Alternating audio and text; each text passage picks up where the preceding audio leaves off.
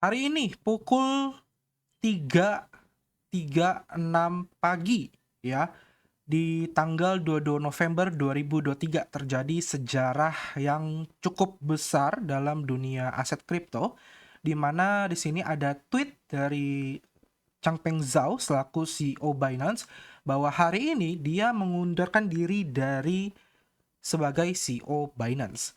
Nah, kenapa dia mengundurkan diri? Jadi dia mengundurkan diri ini karena memang didesak dan juga sebagai bentuk tanggung jawab CZ atas kelalaiannya dia, dan juga dia mengakui kesalahan dia atas terjadinya kasus tindakan pencucian uang yang dituduhkan oleh pemerintah Amerika Serikat.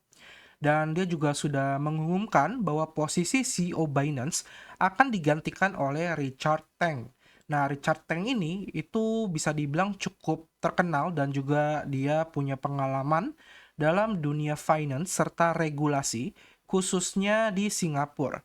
Dia juga kalau tidak salah berpengalaman sebagai ketua OJK-nya di Singapura. Ya, tapi kali ini kita nggak bahas terkait Richard Teng ya. Kita akan bahas terkait Changpeng Zhao-nya sebenarnya dan dampak kedepannya seperti apa. Apakah Binance tetap aman, tetap oke, dan apakah harga BNB itu kedepannya akan anjlok atau tidak gitu ya. Nah, jadi di sini kalau kita lihat seperti tadi gue bilang bahwa US itu menyerang beberapa exchange-exchange besar, nggak cuma Binance, ada Gemini, Kraken, dan lain-lainnya gitu ya. Nah, tapi di sini fokusnya yang kena duluan nih Binance nih, di mana ternyata ditemukan ada beberapa kasus di masa lalu di tahun 2019 bahwa terjadi pencucian uang ya. Dan di situ pun yang dikena adalah Binance US ya. Jadi bukan Binance secara global, tapi memang transaksi itu terjadi di Binance global. Nah, nanti kita akan lihat beritanya seperti apa gitu ya. Nah, tapi di sini yang jelas adalah Cize mengumumkan bahwa dana yang ada pada exchange Binance itu seluruhnya safu atau aman. Yang artinya teman-teman tidak perlu khawatir. Tapi itu kan klaim dari Cize. Nah, kita lihat apakah seaman itu atau tidak gitu ya. Jadi kalau kita lihat di sini ada berita dari NY Times, The New York Times ya.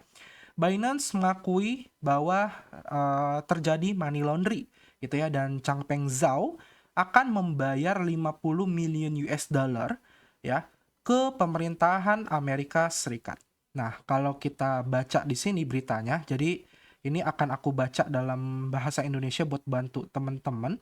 Kita akan start dulu langsung di bagian inti permasalahannya. Nah, ini aku akan cari di bagian sini, in addition ya. Jadi kita langsung loncat aja ke bagian intinya.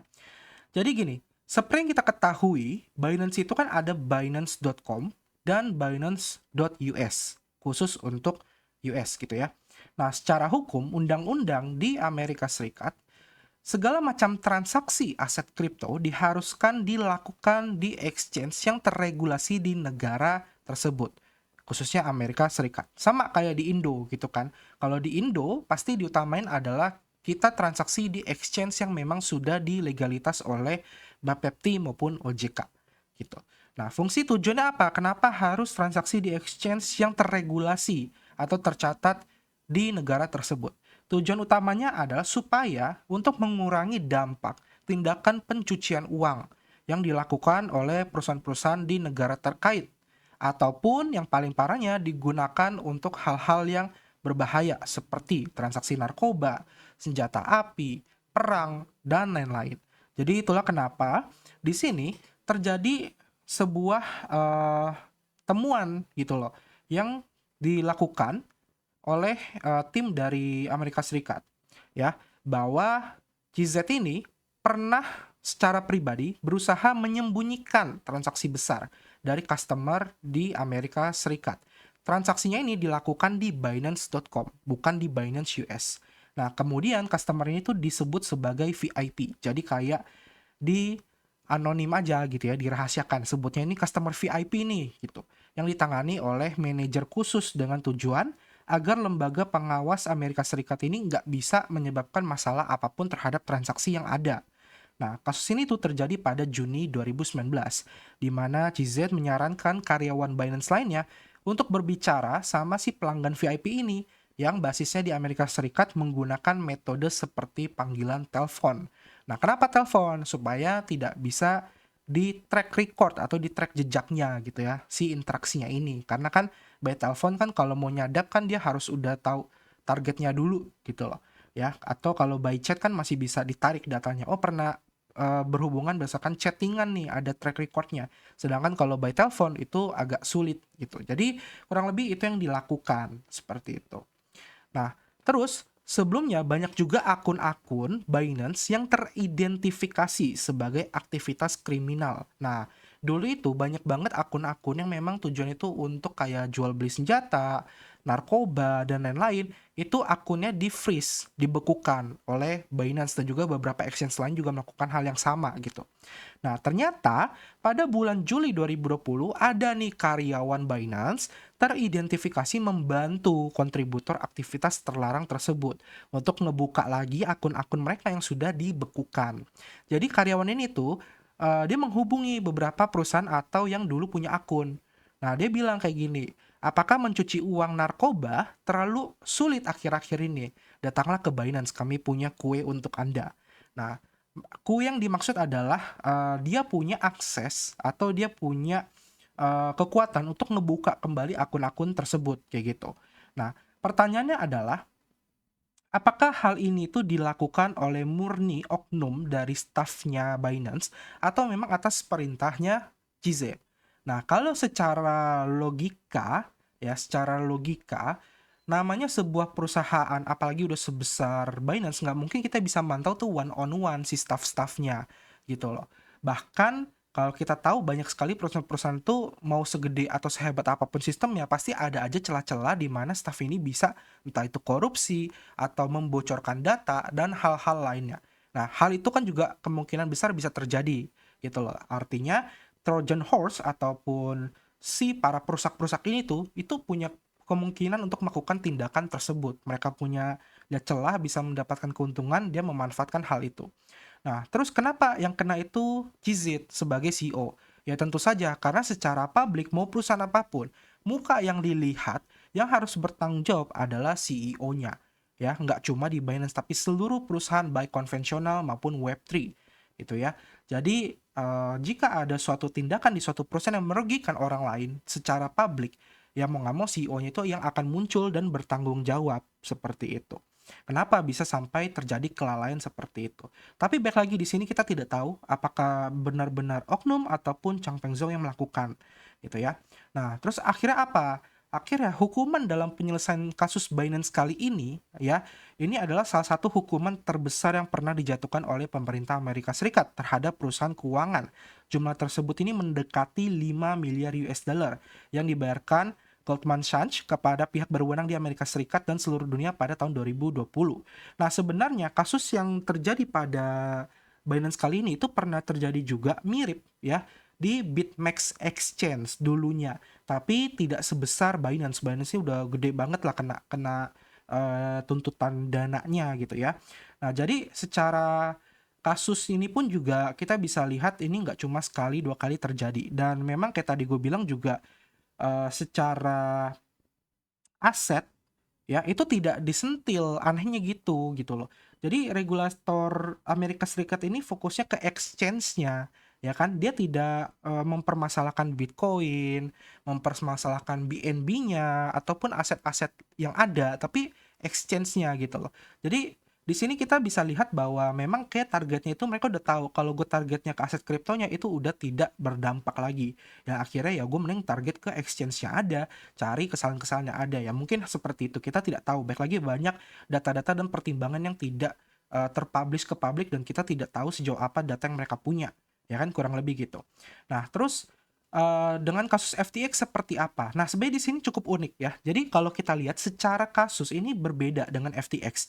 Jadi kalau teman-teman khawatir bahwa Binance akan terjadi kayak FTX yang kedua ya akan hancur, secara kasus ini berbeda ya di mana Binance ini kan dituduh nih dan terbukti ada temuan bahwa stafnya pernah melakukan membantu untuk tindakan pencucian uang. Sedangkan FTX terbukti menggunakan aset kripto usernya untuk dikasih ke Alameda, untuk dana kampanye politik, market making sejumlah aset kripto, kepentingan pribadi, dan juga lain-lainnya.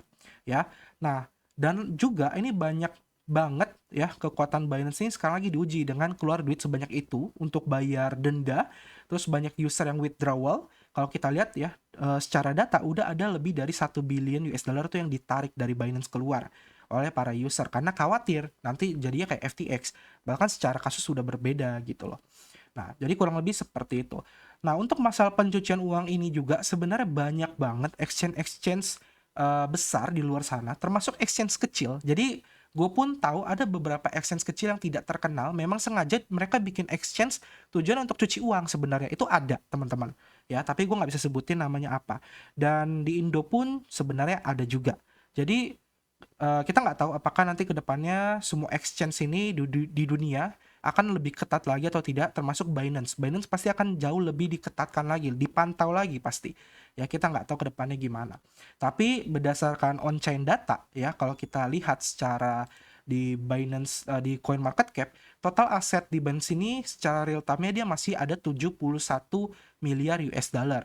Ya, jadi secara dana yang ada di Binance pun, walaupun terjadi withdraw besar-besaran, ya dia masih ada banyak nih duitnya di sini nih, bisa dibilang masih masih cukup strong gitu loh, masih cukup tebel gitu ya. Nah, terus juga ada sebuah fakta yang harus gue kasih tahu ke kalian. Jadi kalau kalian tahu FTX namanya Caroline Ellison, itu 1 tahun terakhir ini ya ke belakang dia itu fokus banget gitu loh. Kenapa? Karena kan CEO-nya ditangkap nih, ya kan, di penjara. Sedangkan si Caroline Ellison ini belum di penjara gitu loh. Nah, si Caroline Ellison ini diperintahkan oleh CEO-nya, FTX sebelumnya, ya, ini kita hancur nih, gara-gara kita ketahuan pakai duit investor kita, duit nasabah kita, terus yang ngancurin kita nih Binance gitu loh. Nah, akhirnya apa? Akhirnya si Caroline Ellison ini itu berusaha banget setahun ini tuh cari celah untuk ngefoot Binance. Ya, mereka juga kan deket banget nih dengan beberapa staf kepemerintahan di Amerika Serikat karena kan mereka kan ada mendanai ya untuk kepentingan politik di sana gitu loh. Ada beberapa duit nasabah tuh dipakai untuk politik. Nah, otomatis pasti orang-orang politik ini akan ngebantu mereka. Terus juga ada beberapa sisa-sisa dana user itu dipakai untuk bayar media berita, untuk ngegiring opini terkait Binance gitu loh. Jadi FTX hancur itu kan sebenarnya karena cuitannya CZ waktu itu kalau kalian inget gitu ya. Dia ingin ngejual seluruh FTT-nya, token FTT, ya kan? Terus dia juga sempat bilang, "Oh, kita akan bantu deh, kita akuisisi deh FTX." Tapi ternyata setelah dicek FTX itu, wah ternyata udah bocornya parah banget, nggak ketolong, nggak jadi deh kita akuisisi. Nah, sakit hatilah waktu itu si Caroline Ellison. Nah, si Caroline Ellison kan juga waktu itu kan ada nantangin Binance juga kan. Kalau ya silakan jual aja FTT-nya, kita akan buyback dalam jumlah besar, kita akan beli dalam jumlah besar. Jadi nggak usah khawatir bahwa harga FTT-nya akan turun. Tapi ternyata itu cuma omongan, tidak dibeli gitu kan. Dia memanfaatkan FOMO orang untuk membeli FTT, memanfaatkan retail-retail yang membeli FTT, sedangkan secara FTX itu tidak membeli gitu loh. Jadi kita bisa tahu sejahat apa sih Caroline Ellison ini gitu loh sampai melakukan tindakan seperti ini. Jadi bisa dibilang ini mungkin adalah motif balas dendam. Tapi balik lagi ini opini pribadi ya. Ini opini pribadi gua. Nah, terus kalau kita lihat di sini ya kan, akhirnya kan si Z ini bilang bahwa dia pengen istirahat. Ternyata dia itu dituntut untuk dipenjara selama kurang lebih 18 bulan gitu ya. Nah, tapi untungnya itu berita itu tidak lama berlangsung ya. Jadi 18 bulan penjara ini tuh langsung diganti dengan berita baru di mana kalau kita lihat CEO Changpeng Zhao atau CZ ini bebas ya, bebas bersyarat di mana di sini untuk dana bond 175 million US dollar itu sebagai jaminan ya. Jadi kalau kita lihat secara uangnya cukup kuat juga ya. Dia bisa ngasih jaminan, dia ngebayar denda ya, dan akhirnya dia pintar sebenarnya. CZ ini cukup pintar karena dia ngambil tindakan untuk mundur gitu loh. Dia mundur biar apa? Biar ketegangan ini turun dulu gitu loh. Ya, ketegangannya turun dulu digantilah dengan orang yang punya kualifikasi yang juga bagus. Langsung orang yang memang ahli di bidang finance serta regulasi pula. gitu. Jadi kayaknya strategi ini memang udah dipikirkan matang juga sih sama CZ. Dia udah tahu dia bakal kalah secara eh, ini ya, secara hukum, ya kan, karena memang sudah ketahuan dulu pernah kilaf mungkin atau gimana, atau mungkin memang staffnya, jadi kita nggak tahu antara staff atau CZ-nya ya, tapi yang jelas dia udah tahu dia akan kalah, akhirnya dia udah mempersiapkan segalanya kayak gitu. Nah, lalu ada pertanyaan lagi pasti dari teman-teman. Kalau gitu, kedepannya Binance gimana? Apakah Binance akan tambah bagus atau tambah kuat? Nah, kalau pendapat pribadi gua, ya kalau Binance bisa melewati masa-masa besar ini secara aman, maksudnya aman seperti apa? Aman dalam kutip si exchange Binance-nya ini tidak terjadi hal-hal yang tidak diinginkan seperti kayak suspend withdrawal atau tidak bisa dilakukannya withdrawal gitu ya. Nah, atau performa Binance yang turun. Nah, kalau dia bisa melewati ini beberapa bulan ke depan tanpa ada hal-hal seperti itu, maka gue bisa bilang Binance akan semakin kuat. Binance akan semakin strong, akan semakin banyak orang yang akan percaya pakai Binance gitu. Karena dia bisa menjaga dana-dana nasabahnya. Tidak ada yang namanya macet dalam withdrawalnya. Kurang lebih kayak gitu. Ya, jadi itu akan menjadi poin penting. Dan kalau kita lihat di sini financial reserve-nya pun ini memang Bitcoin-nya itu sejauh ini belum berkurang secara drastis. Ya, masih di angka 26%. Stable coin-nya juga dan BNB-nya 11%. Jadi secara aset-asetnya pun juga masih kuat banget gitu loh, ya. Nah, di sini opini pribadi aja, kalau BNB-nya itu belum di bagian atas di nomor satunya, ya, itu masih aman sebenarnya. Kenapa? Artinya orang yang ngehold aset-aset besar seperti Bitcoin dan USDT itu masih banyak di Binance. Nah, kurang lebih itu pandangan pribadi aja, opini pribadi aja ya gitu ya. Nah, terus untuk harga BNB yang jatuh gimana kok? Kenapa bisa tiba-tiba harga BNB jatuh? Bahkan sampai 10% ya, sempat turun 10% gitu. Nah, sebenarnya gue belum menemukan alasan pasti kenapa BNB ini harganya bisa jatuh, tapi kalau kita berspekulasi sebagai holder, ya tentu saja holder punya ketakutan, di mana berpikir bahwa wah Binance yang megang BNB nanti akan ngejual BNB-nya dalam jumlah besar. Karena tujuannya untuk ngebayar denda Binance ke pihak Amerika Serikat dan juga untuk sebagai uang jaminan si Changpeng Zhou supaya tidak dipenjara. Nah, jadi kemungkinan orang-orang yang ngejual BNB yang akhirnya pada panik nih selling BNB harga ngedam karena alasannya seperti itu. Ah, daripada Binance jual duluan, duitnya dipakai buat bayar denda, gue jual duluan deh, ya gue cut loss deh kayak gitu. Akhirnya harga BNB pun turun. Nah, kemungkinan besar itu yang terjadi, ya. Nah, tapi kalau kita lihat sekarang dia juga masih kuat walaupun turun 10% cukup mengagetkan, tapi ini masih cukup kejaga ya. Karena sempat kepikiran prediksinya itu turunnya bisa sampai 20-30% sebenarnya. Tapi ternyata 10% masih ketahan gitu. Jadi kita nggak tahu apakah kepercayaan orang-orang terhadap Binance ini masih kuat banget atau tidak gitu ya. Nah, di sini juga ada beberapa statement-statement penting oleh Binance. Nah, jadi Binance ke depannya gimana? Binance ke depannya mereka mungkin udah tahu bahwa wah, gue udah pasti akan diincar nih, akan lebih ketat nih diawasi oleh pemerintahan Amerika Serikat gitu ya. Maka akhirnya mereka akan berusaha untuk kerjasama dengan regulator. Mereka akan lebih fokus untuk ngejaga dana nasabah dan dana user. Karena kalau secara bisnis, kalau orang mau mempertahankan perusahaannya, dan dia udah cuan gede juga dari fee trading kita ya, dari berbagai event dan lain-lainnya, ya pasti gue akan mempertahankan perusahaan ini gitu loh. Masa ya gue hancurin cuma gara-gara ngebantu orang cuci duit? Logikanya gitu aja gitu loh. Misalnya kalian jadi posisi di Changpeng Zhou, kalian posisi CEO Binance, kalian posisi yang memang sudah besar di Binance gitu.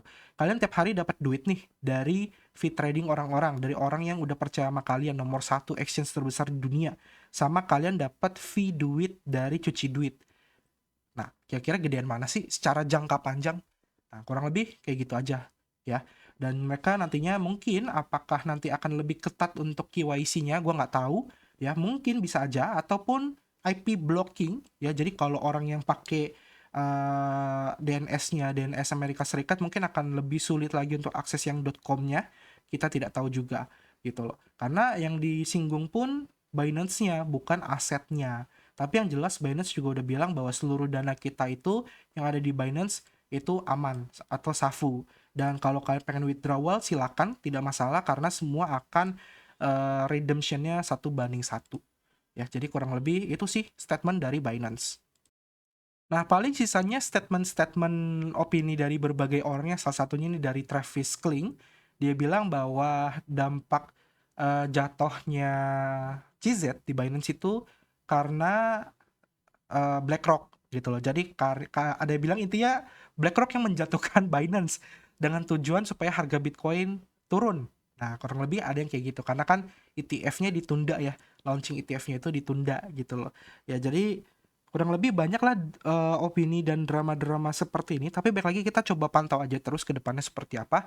Ya harapan gua sih adalah walaupun memang ini terjadi kesalahan, tapi kita tidak bisa pungkiri, kita nggak boleh lupa bahwa kripto bisa sebesar sekarang, bisa mendunia sekarang, kita bisa kenal aset kripto, itu tidak tidak jauh juga ada peran penting dari Binance gitu loh. Jadi Binance sebenarnya juga cukup berjasa, cukup besar malah jasanya karena dia mengedukasi, dia bikin event-event, dia memperkenalkan aset kripto di berbagai negara, ya kan? Nah, jadi sebenarnya secara ini kita juga harus lihat kira-kira nih orang ada jasanya nggak sih? Nah, kurang lebih itu yang pengen gue sampaikan. Ya, jadi kita lihat lagi aja ke depannya seperti apa. Apakah Binance akan tambah kuat atau malah disusul oleh exchange lain. Oke, semoga informasi ini bermanfaat. Kita pantau aja terus ya.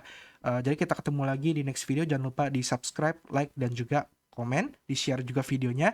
Sampai jumpa dan terima kasih. Dadah!